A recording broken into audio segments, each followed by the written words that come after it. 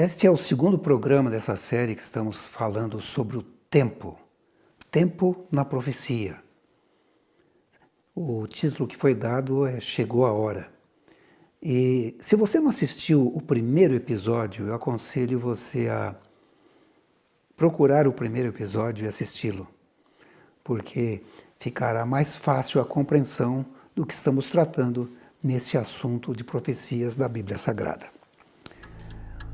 A gente disse que sempre estamos usando o tempo, não é verdade? O relógio marca a nossa vida, determina o caminho que seguimos, né?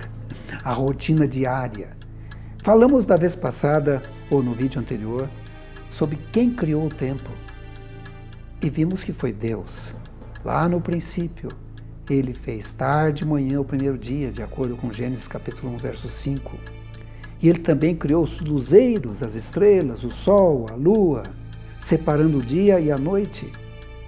E eram sinais para estações, para dias, anos e os meses, não é verdade? Deus criou o tempo. Também dissemos que, de acordo com a Bíblia, 2 Pedro capítulo 3, verso 8, que um dia para o Senhor é como 1000 anos, e 1000 anos é como um dia, porque Deus é atemporal. E também o tempo em outros planetas serão diferentes dos da Terra. Os dias serão diferentes, o tempo será diferente. Portanto, o nosso tempo é diferente. Mostramos que Deus se comunica com o homem através do tempo. As profecias da Bíblia apresentam muitas vezes um período de tempo. Isaías 46, 9 e 10, vou ler novamente para vocês. Lembrai-vos das coisas passadas da antiguidade, que eu sou Deus e não há outro. Eu sou Deus e não há outro semelhante a mim, que desde o princípio anuncia o que há de acontecer. Desde a antiguidade as coisas que ainda não sucederam. Deus usa o tempo para se comunicar com o homem, com o ser humano. E foi aí que eu comecei a colocar as profecias da Bíblia em uma linha de tempo. Fiquei pensando, será que o tempo é importante? Né? Vimos que Deus criou o tempo. Ele foi o criador de tudo. E vimos que o tempo de Deus é diferente do nosso. Também eu percebi que a Bíblia apresenta uma linha do tempo, não é verdade? Desde a criação e vai adiante até o livro do Apocalipse, e quando eu uso as profecias, vai avante. Ou seja, a Bíblia apresenta em sua linha do tempo o passado, o presente e o futuro. O tempo está presente na Bíblia e apresenta uma linha de tempo do planeta Terra. Um outro texto da Bíblia que me chamou a atenção, e nós lemos aqui no vídeo anterior, certamente o Senhor Deus não fará coisa alguma sem primeiro revelar o seu segredo aos seus servos, os profetas. Isso está em Amós capítulo 3, verso 7. E eu posso então depreender que Deus sempre avisa o que Ele vai fazer, e quando Deus avisa, sempre se cumpre. Tem uma Bíblia em casa que eu li já umas 5 vezes ou mais. Na verdade, cada ano eu leio uma Bíblia diferente, mas aquela eu li mais de uma vez, eu li umas 5 vezes. Quando eu gosto da tradução, às vezes eu leio mais, né? Essa aqui, por exemplo, eu li uma vez. E eu escrevo em algum ponto, quando eu vejo Deus avisou. E lá na frente, eu vejo, olha, se cumpriu o que Deus avisou. Porque Deus sempre avisa. Ele sempre avisa o que vai fazer, e quando Ele avisa, se cumpre. E a linha de tempo da Bíblia, a linha de tempo do planeta Terra, é algo fantástico, né? Nós vimos na vez passada, no vídeo anterior, sobre uma profecia de Jesus feita no ano 31. Ele diz, como foi nos dias de Noé, assim será também na vinda do Filho do Homem. Pois nos dias anteriores ao dilúvio, o povo vivia comendo e bebendo, casando-se, dando-se em casamento, até o dia em que Noé entrou na arca, e eles nada perceberam, até que veio o dilúvio e os levou a todos. Assim acontecerá na vinda do Filho do Homem. E uma coisa interessante, nós vimos que Deus avisou a Noé. Ele avisou a Noé o que ia acontecer. Com o tempo, Se você for lá no livro de Gênesis, no capítulo 5, 6 e 7, onde o dilúvio é descrito, vai ver que Deus disse a Noé quando ocorreria o dilúvio, depois de ou dentro de 120 anos. Também vai ver que Deus disse a Noé quantos dias faltavam para a chuva chegar. 7 dias. Vai ver ainda que para Noé Deus disse quanto tempo duraria a chuva. 40 dias. E a minha Bíblia diz, em Hebreus capítulo 13, verso 8, que Jesus Cristo é o mesmo ontem, hoje e eternamente. E Malaquias 3, verso 6 diz, porque eu, o Senhor, não mudo. E se ele avisou no passado, e se no passado ele não fazia coisa alguma sem avisar, certamente as profecias também apontam para um Deus que sempre avisa. E a pergunta que eu terminei no vídeo anterior é, existe algum aviso de Deus quanto ao tempo do seu retorno? Será que existe algum aviso de Deus? Vamos iniciar hoje um novo estudo. Seria o Chegou a Hora, parte 2. Vamos orar? Senhor Jesus, vamos estudar aqui algumas das profecias da Bíblia Sagrada e colocá-las numa linha de tempo.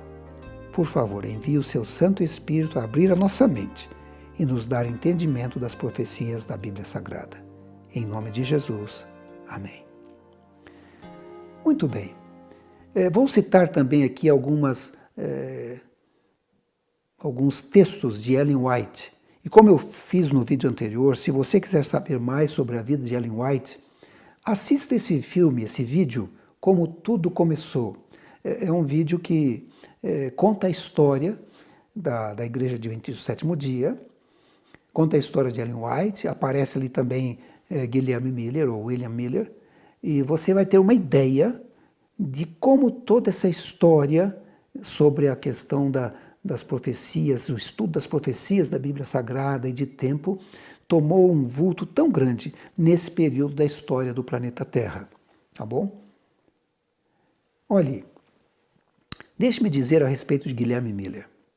Esse homem começou a estudar as profecias da Bíblia, e olhe que inicialmente ele não aceitava a Bíblia como um livro vindo de Deus, com a palavra de Deus. Ele era um ateu. E ele começou a estudar a Bíblia para provar que a Bíblia estava errada. E acabou percebendo que a Bíblia estava certa.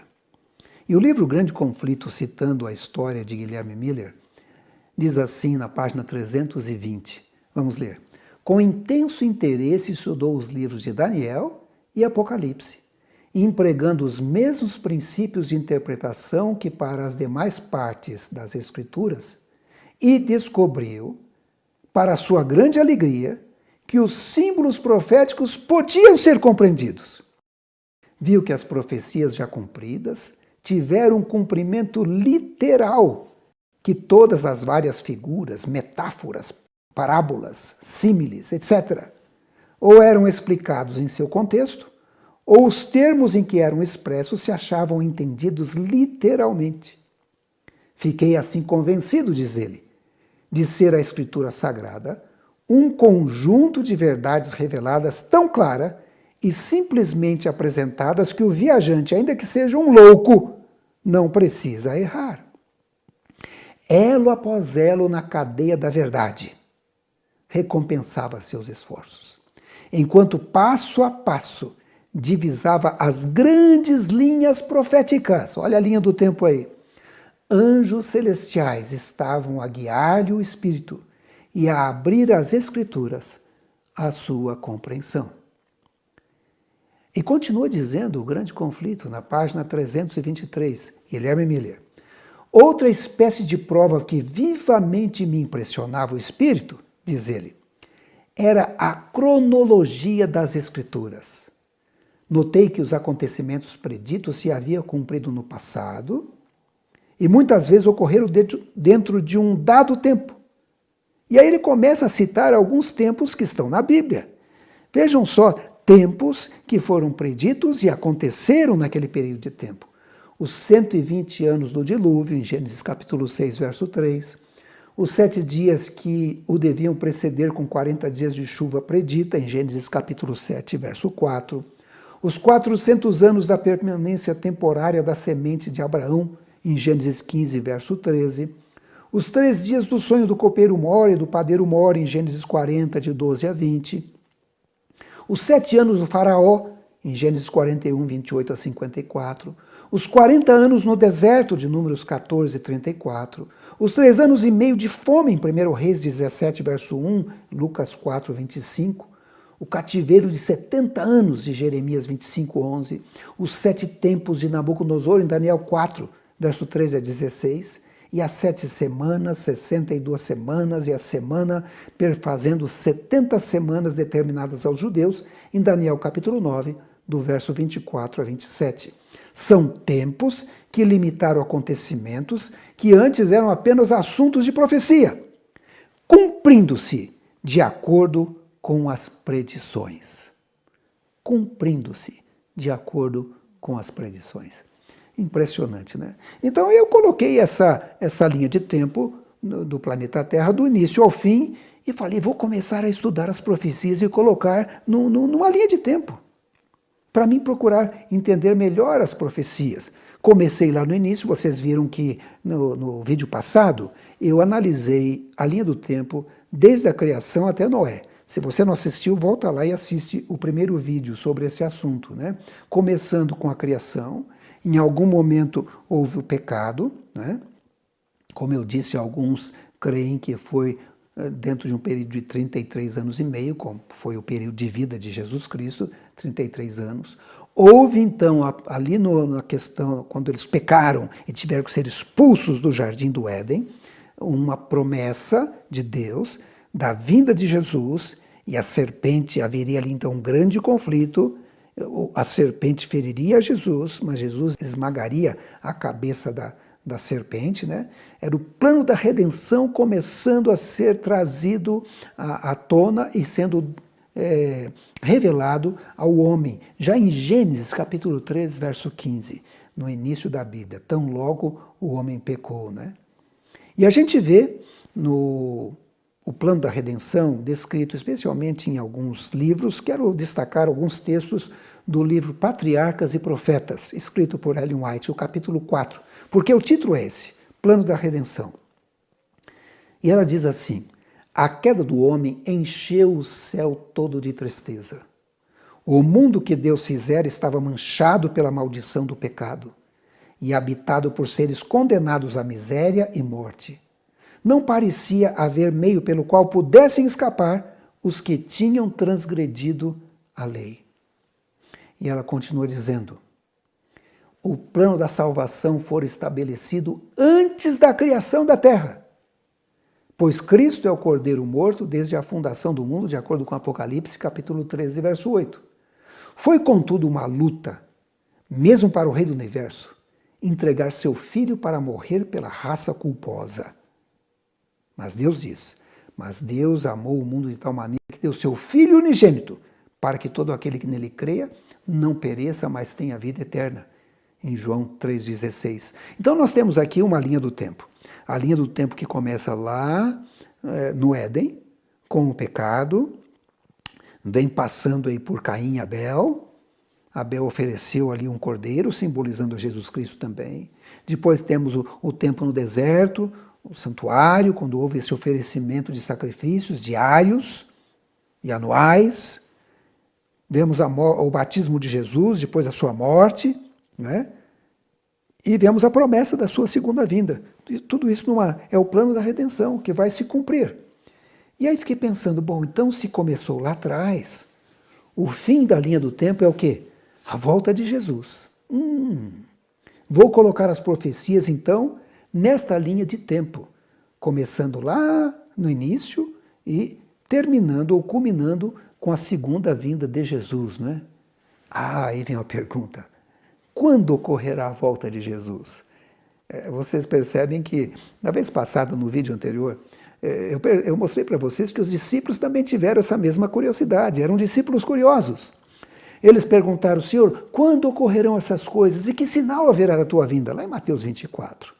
Também, se você vê em Daniel capítulo 12, depois que Jesus revela que naquele tempo Miguel, Jesus, vai se manifestar, um anjo também pergunta, lá em Daniel 12, Senhor, quando ocorrerão essas maravilhas?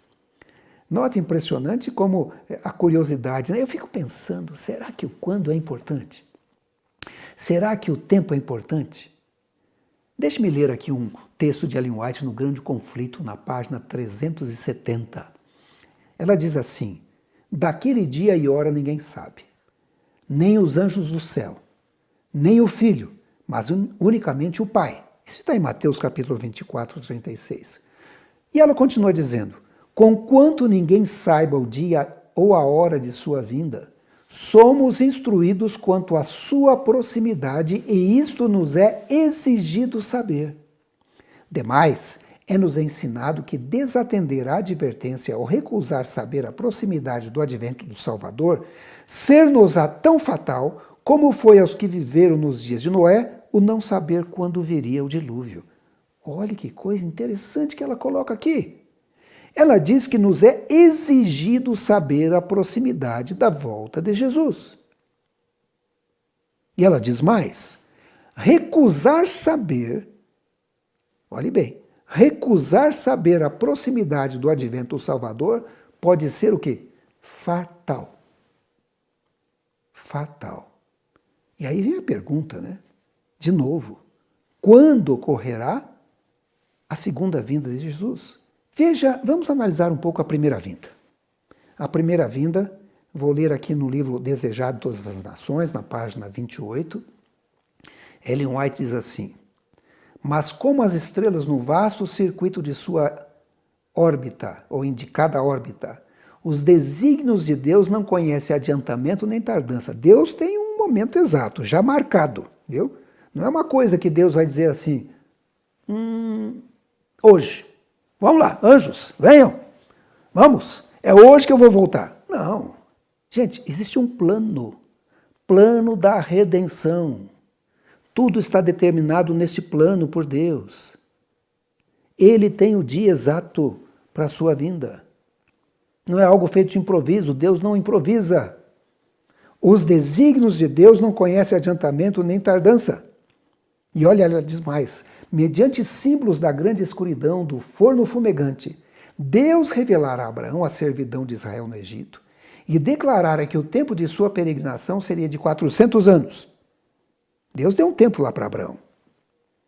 Disse para ele, sairão depois com grandes riquezas, e contra essa palavra todo o poder do orgulhoso império do faraó batalhou em vão. Naquele mesmo dia indicado na promessa divina, todos os exércitos do Senhor saíram da terra do Egito. E aí ela faz um paralelo. Assim, nos divinos conselhos fora determinada a hora da vinda de Cristo, falando da primeira vinda.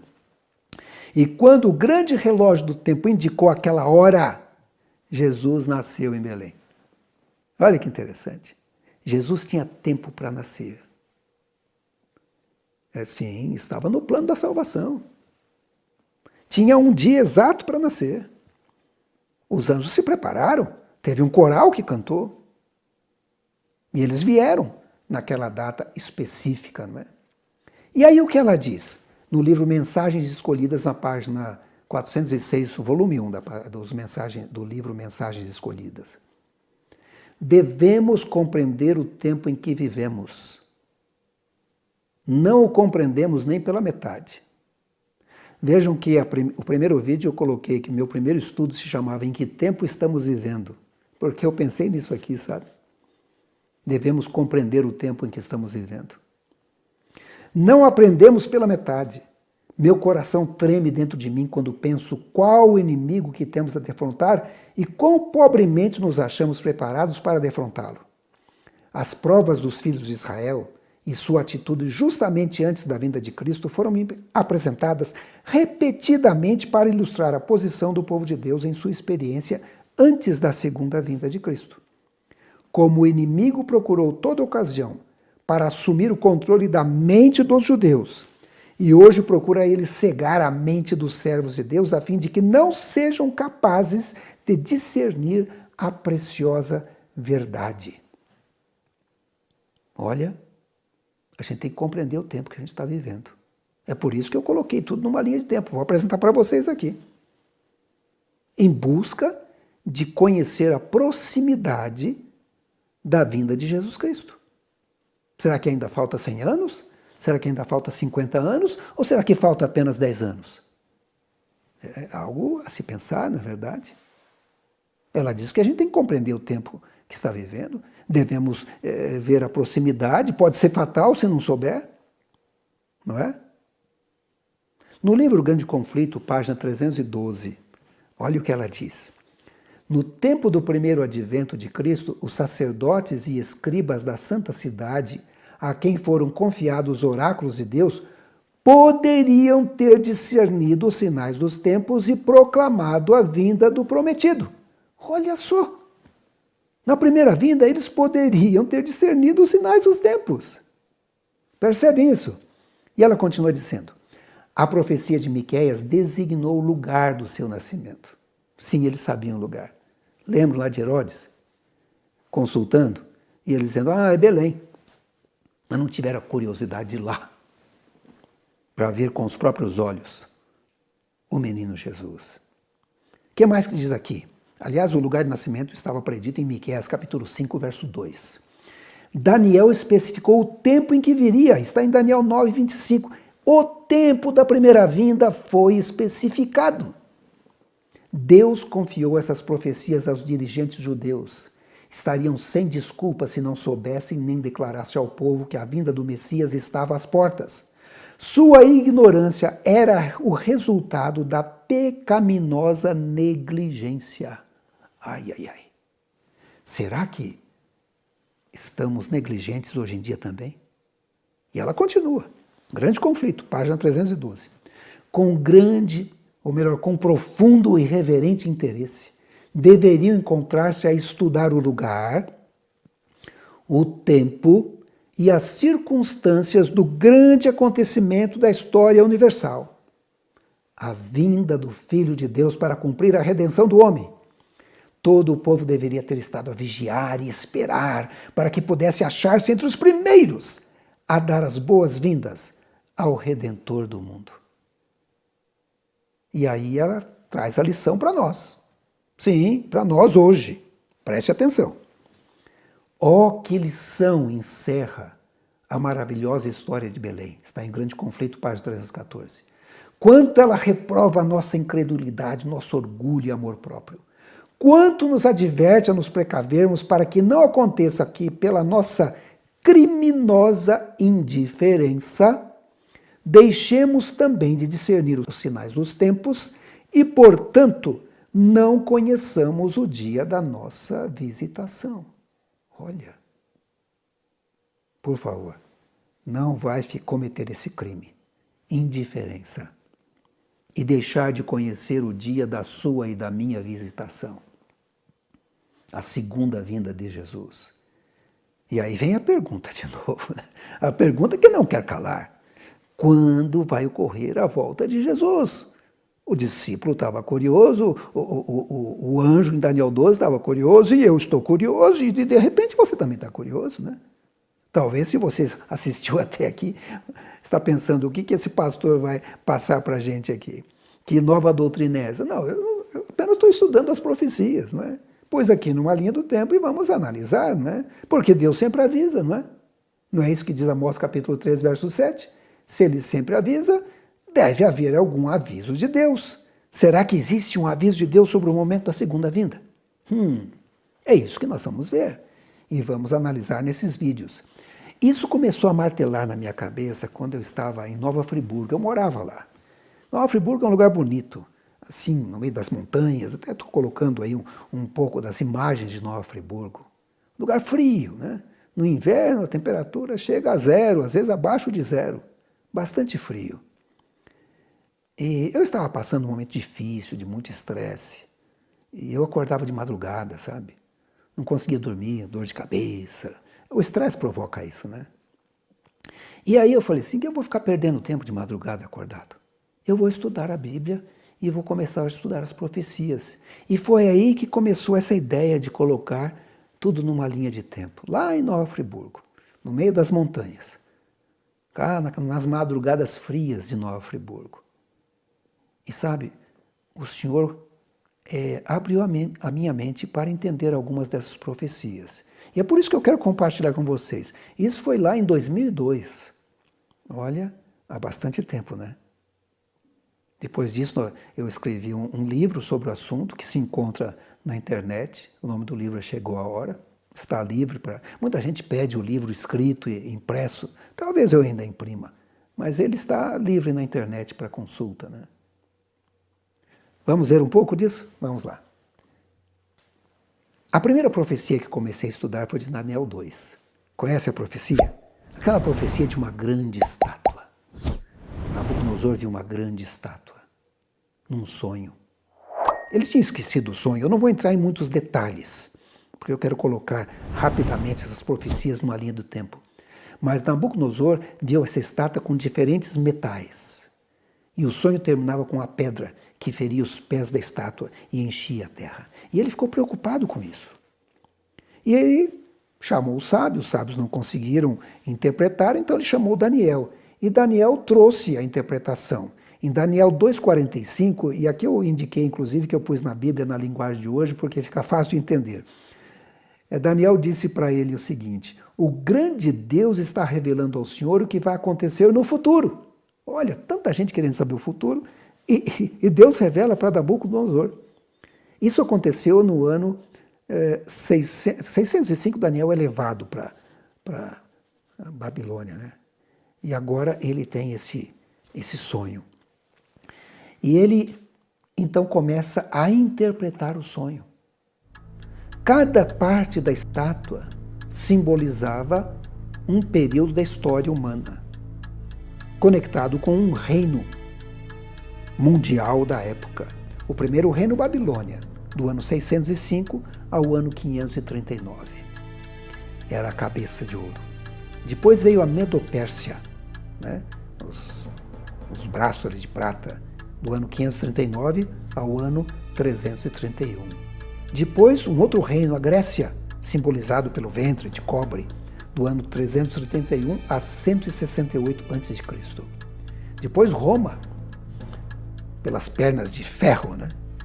E vai de 168 a.C. até o ano 476 depois de Cristo, já na nossa era. E depois, os países se dividem ali, né? Primeiro em 10, e alguns países são mais fortes, são mais fracos, é por isso que os pés são em parte de barro e ferro. E este era o sonho. Quando você põe esse sonho numa linha de tempo, você vê aqui a sequência dos impérios mundiais que vieram se cumprindo, mas isso foi falado lá atrás, lá no ano 602, né? Quando Daniel estava ali no reino da Babilônia. Então, já antecipando os reinos, Babilônia, Medopérsia, Grécia, Roma, os países se dividem, não vão se juntar mais, não vai haver outro império mundial, e finalmente a última parte, a pedra, que simboliza o reino eterno de Cristo, a segunda vinda de Jesus. Eu olhei e falei, olha que interessante isso aqui, gente. Vou colocar isso numa linha do tempo. Então, nós temos aqui a criação, no início, a volta de Jesus, e Daniel 2 mostra, a partir do ano 605, com Babilônia, o primeiro reino, Medopérsia, o segundo, a Grécia, o terceiro, Roma, no ano 476 depois de Cristo, os países se dividem, e aí ficaria faltando só a última parte, a volta de Jesus. Essa é uma profecia cumprida, só está faltando a última parte. E a última parte é a segunda vinda de Cristo. Ou seja, desde o ano 476, quando os países se dividiram, o povo de Deus está esperando a segunda vinda de Cristo em algum momento. Olha que interessante. Cristo não podia ter voltado antes desse período, porque a profecia já estava profetizada e distribuída, na verdade. Então, quando eu olho Daniel 2, eu fico pensando, puxa, de 476 até agora, já se passaram mais de 1,5 milênio. A gente está vivendo muito pouco tempo antes da volta de Jesus. Ele está se aproximando, não é verdade? E lá Ellen White diz que nós devemos conhecer a proximidade da volta de Jesus. Vamos ver uma nova profecia. Aliás, eu devo dizer para vocês que Profecia é história escrita antecipadamente. Deus revela, Deus avisa o que vai acontecer. A próxima profecia que eu fui estudar foi a de Daniel, capítulo 7. Aparecem uns animais estranhos, né? Mas é muito interessante também. Na verdade, é a mesma sequência histórica com alguns detalhes a mais. Também tem ali o leão, simbolizando a Babilônia, que na primeira profecia era simbolizado por uma cabeça de ouro. Tem um urso, que é a Medo-Pérsia, que na primeira profecia era simbolizado pelos peitos e braços de prata. A Grécia, agora simbolizado por um leopardo, com mais detalhes, tinha 4 cabeças, simbolizando a divisão do império em 4, né? Conectado com o ventre de bronze. Roma, um animal terrível, espantoso, mas o ferro está presente também nas unhas, nos dentes, né? Conectado com as pernas de ferro. E, finalmente, a Europa dividida, né?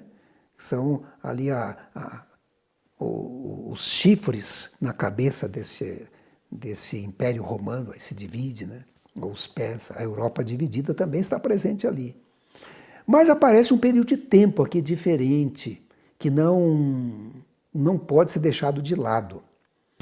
Em Daniel capítulo 7, 25, diz que os santos lhe serão entregues nas mãos por um tempo, 2 tempos e metade de um tempo.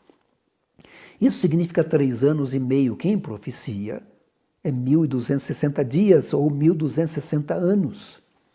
E aqui diz de um poder que tomaria forma, né, cresceria, e esse poder duraria esse período. Esse período foi a Igreja Papal medieval, a Igreja Católica Romana medieval. Naquele período, a Igreja teve um poder tremendo. E esse período estaria determinado apenas um período determinado de tempo, 1.260 anos. Quando o bispo de Roma foi nomeado o líder de todas as igrejas pelo imperador Justiniano no ano 538, começou a contagem desse tempo. Então esse tempo deveria terminar no ano 1798. Veja como é que a profecia é exata, né? No ano 538, o bispo de Roma é nomeado papa, e agora o líder das igrejas. Em 1798 ele deveria deixar de ser o papa. E foi o que aconteceu. Napoleão Bonaparte, através do general Berthier, invadiu o local ali onde vivia o pontífice, e ele foi preso e foi deposto. Ele só foi restaurado ao poder plenamente em 1929 com o Tratado de Latrão. Mas isso está profetizado também numa outra profecia em Apocalipse, capítulo 13. Então, vejam vocês, aqui é um período de 1.260 anos. Quando você olha na linha do tempo a profecia de Daniel 7, a gente percebe então o leão, o urso, o leopardo, o animal terrível e espantoso, cada um simbolizando um reino. Babilônia, Medo-Pérsia, Grécia, Roma. Aí os países se dividem, são os 10 chifres na cabeça desse animal terrível e espantoso, mas aparece aqui um chifre pequeno, um poder, chifre significa poder, era um poder religioso, que permaneceu naquela época, pondo reis, depondo reis, e realmente a coisa foi difícil, e isso duraria 1.260 anos, ou dias proféticos, que foi do ano 538 a 1798. Interessante que depois de 1798 falta uma parte da profecia para se cumprir. É justamente o julgamento e a segunda vinda de Jesus. Olha só, essa profecia é uma profecia cumprida, faltando apenas essa parte final da volta de Jesus. Jesus não poderia ter voltado antes de 1798.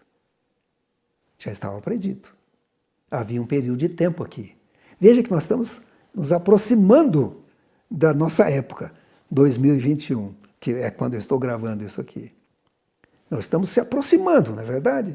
Bom, eu continuei os meus estudos, né? Eu vi também que por Daniel 7, nós estamos vivendo pouco tempo antes da volta de Jesus. Estamos no período do julgamento, aguardando a segunda vinda de Cristo.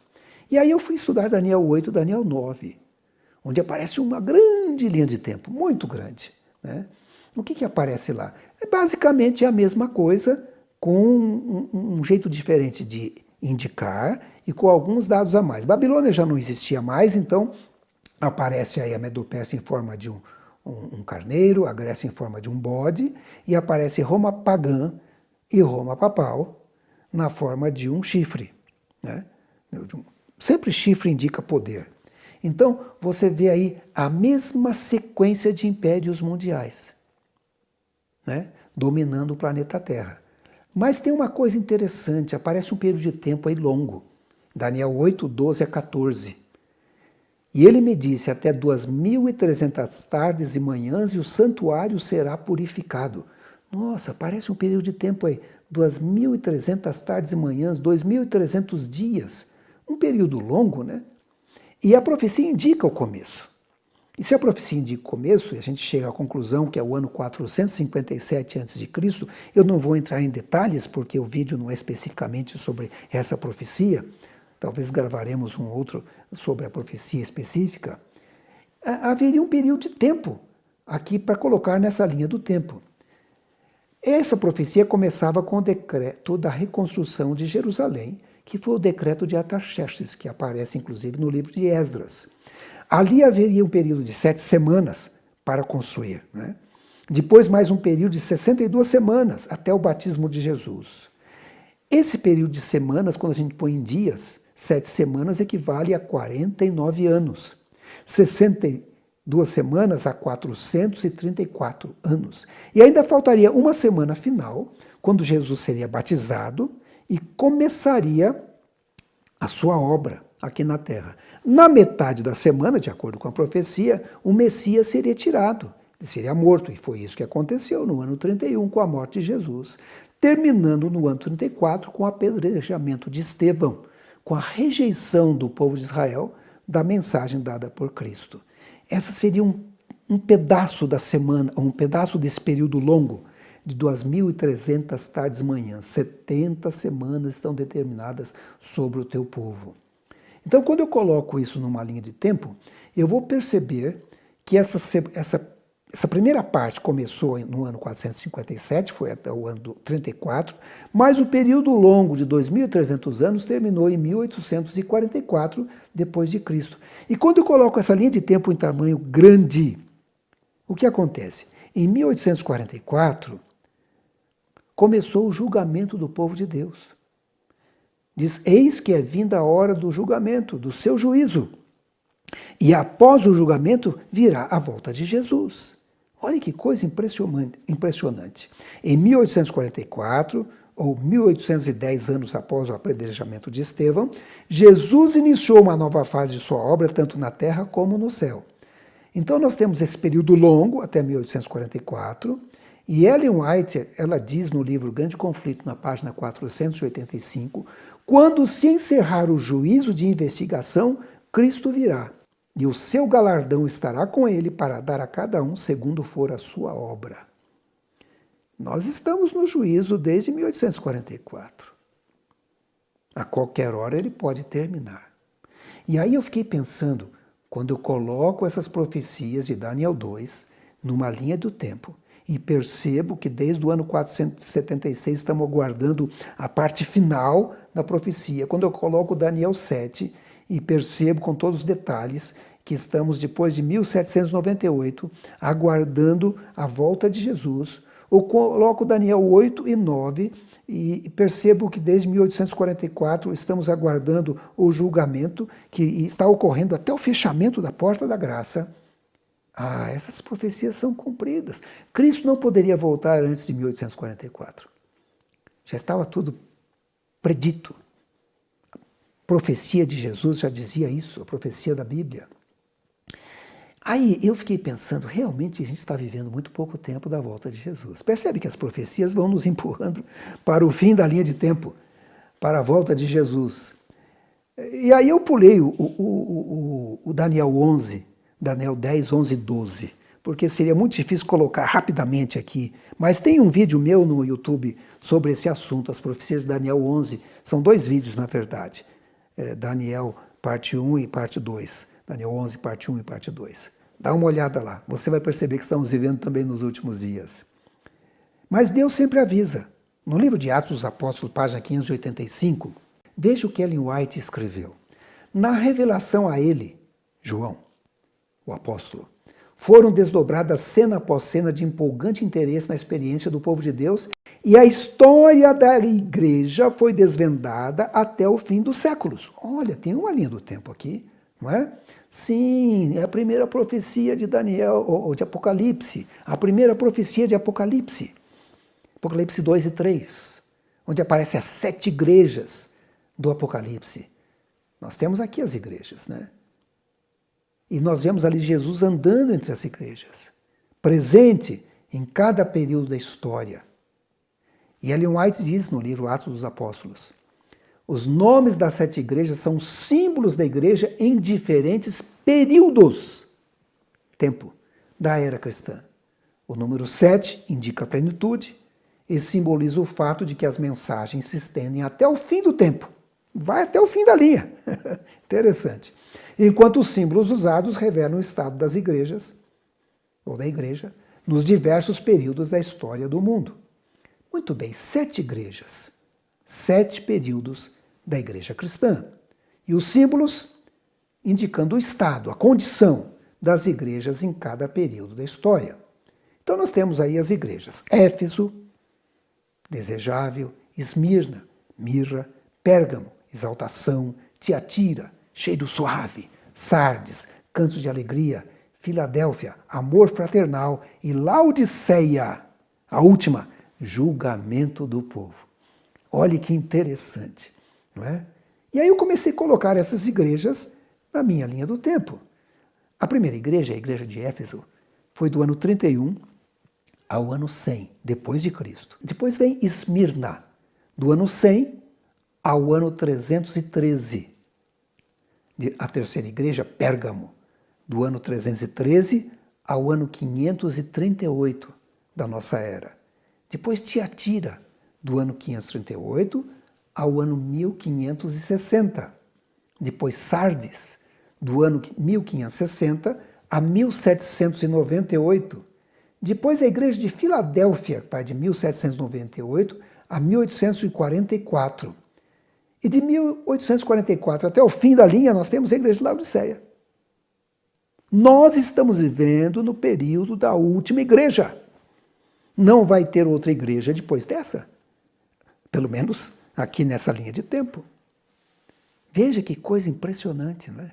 Chegamos ao final da linha, com essa profecia de Apocalipse, capítulo 2 e 3. Essa é uma profecia cumprida. Estamos vivendo muito pouco tempo antes da volta. Jesus vai voltar durante esse período, o período da igreja de Laodiceia. E quando eu coloco aqui na minha linha do tempo, eu tenho que dizer, estamos vivendo pouco tempo antes da volta de Jesus. Mas vamos ver mais uma profecia, a profecia de Apocalipse, capítulo 6 a 8, onde aparecem os 7 selos do Apocalipse. Uma coisa interessante, cada selo também tem um simbolismo e também pode ser colocado numa linha do tempo. O primeiro selo, que é esse primeiro cavalo, então é o primeiro século, vai até o final do ano 100. O segundo selo, que é um outro cavalo, diferente, com cor diferente, ele vai no segundo século, até o Edito de Milão, no ano 313. Eu não estou entrando em detalhes, porque não temos tempo. Depois temos um cavalo aqui, já meio lá, meio cá, né? No terceiro século, do Edito de Milão, até o estabelecimento do papado. A igreja vai ficando doente, sabe? Por isso que os cavalos vão mudando de cor. A coisa vai ficando feia. E quando chega no cavalo número 4, o quarto cavalo, ele está amarelo, doente, né? Doente. A igreja está doente. Vai do ano 538 até o tempo da Reforma. São períodos da igreja, períodos do povo de Deus, né? Depois nós temos aqui o quinto selo, é a perseguição, né? Quantos cristãos foram mortos, perseguidos na Inquisição? Foi o período da Reforma. Depois do sexto selo, nós temos aqui de 1755 até a vinda de Cristo, e aparecem alguns sinais também descritos nos selos. Sinais importantes que se cumpriram. Olha só, Apocalipse 6, 12 e 13, vou demorar um pouco mais nesse aqui. Diz assim, e havendo aberto o sexto selo, olhei e eis que houve um grande tremor de terra. O sol tornou-se negro como saco de silício, e a lua tornou-se como sangue, e as estrelas do céu caíram sobre a terra, como quando a figueira lança de si os seus figos verdes, abalada por um vento forte. Essas profecias se cumpriram. Por exemplo, eis que houve um grande temor na terra. Essa profecia se cumpriu no dia 1º de novembro de 1755, com o grande terremoto de Lisboa, dentro dessa linha de tempo que temos aqui. O sol tornou-se negro como o saco de silício, também se cumpriu, em 19 de maio de 1780. O sol se escurecendo, um dia escuro, inexplicável. Era o meio do dia quando escureceu e só foi voltar no outro dia. Uma coisa impressionante, inexplicável. A lua tornou-se como sangue. Também no mesmo dia, no 19 de maio de 1780, a lua apareceu, mas bem vermelha. Um sinal divino. As estrelas do céu cairão sobre a terra. E realmente caíram. Profecia cumprida no dia 3 de novembro de 1833. Você pode procurar na enciclopédia americana, vai ver que esse dia aconteceu, uma coisa impressionante. As pessoas achavam que era o fim do mundo. Mas era um sinal do tempo do fim. E se cumpriram. E aí continua o verso falando sobre o sexto selo. E o céu retirou-se como um livro que se enrola, e todos os montes e ilhas foram removidos dos seus lugares. E os reis da terra, e os grandes, e os ricos, e os tribunos, os poderosos, e todo servo, e todo livre, se esconderam nas cavernas e nas rochas das montanhas, e diziam aos montes e aos rochedos: caí sobre nós, escondei-nos do rosto daquele que está sentado sobre o trono, e da ira do Cordeiro, porque é vindo o grande dia de sua ira, e quem poderá subsistir? Aqui já é o finalzinho, é a volta de Jesus. Então vejam, Cristo vai voltar agora no sexto selo. Sim, porque o sétimo selo já é a volta de Jesus. Entenderam? Que coisa impressionante. Na verdade, o sétimo selo está em Apocalipse 8, capítulo 1, diz assim: e havendo aberto o sétimo selo, fez-se silêncio no céu por quase meia hora. Outro período de tempo que aparece aqui. Também posso ter explicado esse período de tempo, não vou falar sobre ele hoje. Mas vejam vocês, nós estamos aqui vivendo na nossa linha do tempo. Vou colocar aqui os selos, vocês vão ver aí os 7 selos. Os 4 primeiros são os cavalos com diferentes cores, a perseguição, e ali temos os sinais, né? O dia escuro, a queda das estrelas. E aí, no meio dali, vai acontecer a volta de Jesus. Nós estamos aqui em 2021, em uma transição entre o sexto selo e o sétimo, porque o sétimo é a volta de Jesus. Veja, nós estamos muito próximo da segunda vinda de Jesus. Estamos vivendo aqui no meio, são profecias que já se cumpriram, e se cumpriu até aqui em 2021, certamente vão se cumprir o restante. Na verdade, falta pouca coisa para se cumprir essas profecias, não é?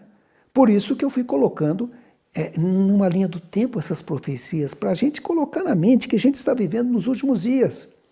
E é possível entender? Ellen White diz no livro Testemunhos para a Igreja, volume 4, na página 592, pela investigação meticulosa das profecias, entendemos onde estamos na história do mundo. Sabemos com certeza que a segunda vinda de Cristo está próxima. O resultado dessas investigações deve ser trazido perante o mundo através da imprensa, e agora através do vídeo, né? Vocês estão assistindo aqui.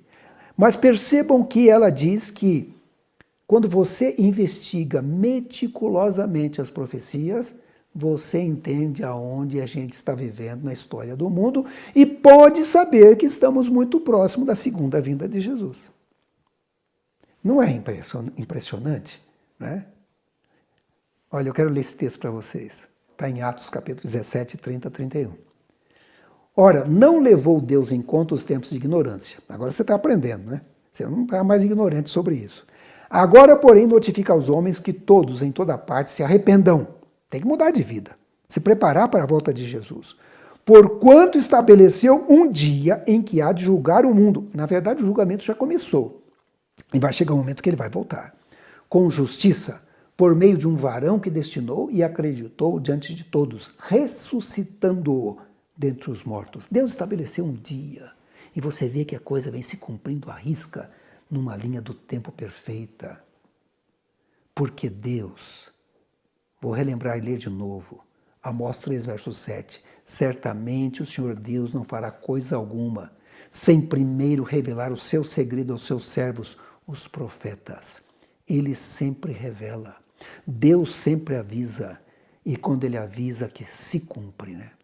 Sempre se cumpre. Agora, será que existe algum aviso de Deus quanto ao tempo do seu retorno, assim? Alguma coisa a mais? Algum dado mais que seria importante a gente continuar estudando? Porque a gente aprendeu nesse estudo de hoje, no Grande Conflito, na página 370, Ellen White dizendo: conquanto ninguém saiba o dia ou a hora de sua vinda, somos instruídos quanto à sua proximidade, e isto nos é exigido saber. Tem que saber. Está aqui.